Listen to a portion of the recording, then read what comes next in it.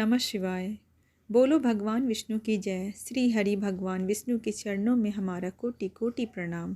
भक्तों, आज आप अध्याय 4 का श्रवण करेंगे। हर अध्याय को पूरे भाव भक्ति के साथ सुनें और अपने मन को पवित्र रखें। चौथे अध्याय के अनुसार श्री वशिष्ठ जी कहने लगे कि हे राजन, अब मैं माँ के उस महात्म्य को कहता हूँ जो कार्तवीर्य ने के पूछने पर दत्तात्रेय ने कहा था।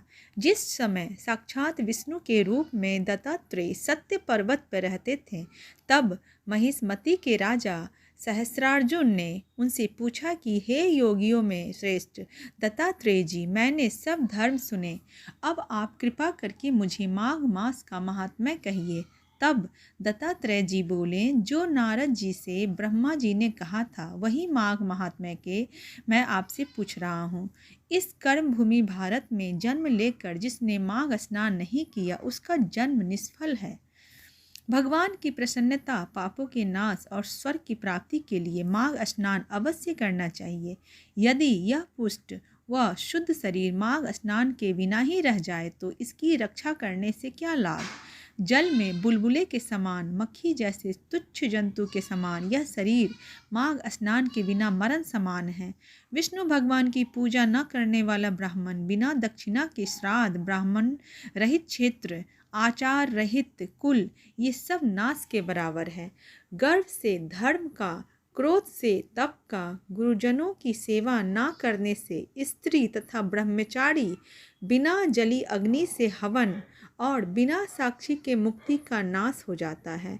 जीविका के लिए कहने वाली कथा, अपने ही लिए बनाए हुए भोजन की क्रिया, शूद्र से भिक्षा लेकर किया हुआ यज्ञ तथा कंजूस का धन, यह सब नाश के कारण है।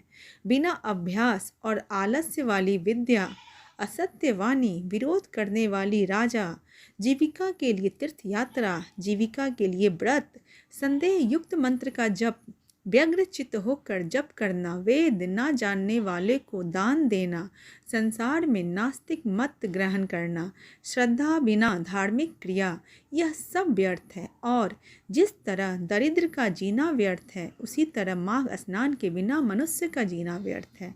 ब्रह्मघाती, सोना चुराने वाला, मदिरा पीने वाला, गुरु पत्नीगामी और इन चारों की संगति करने वाला माघ स्नान से पवित्र होता है।